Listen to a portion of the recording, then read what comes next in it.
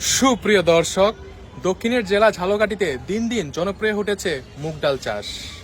জেলায় এবছর মুগ ডালের বাম্পার ফলন হয়েছে, হাসি ফুটেছে কৃষকের মুখে। প্রযুক্তির ব্যবহার এবং কৃষি বিভাগের সহায়তায় লক্ষ্যমাত্রার চেয়ে এবছর প্রায় 400 হেক্টর জমিতে মুগ ডাল চাষ হয়েছে। এর মাধ্যমে প্রায় 40 কোটি টাকার মুগ ডাল উৎপাদন হওয়া সম্ভব এবং আশা করছেন কৃষি বিভাগরা। উৎপাদন ভালো এবং লাভ বেশি হয় মুগ ডাল চাষে আগ্রহী হচ্ছে চাষিরা।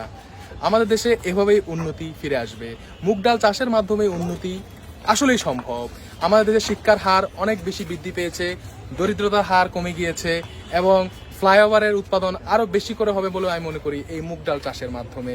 আমার মনে হয় না আমাদের দেশে আর অন্য কোনো সমস্যা আছে, এটাই একমাত্র সমস্যা। এবং আমি মনে করি মুগ ডালের মাধ্যমে, মুগ ডালের হাত ধরেই আমরা দেশকে উন্নতির শিখরে নিয়ে যেতে পারবো।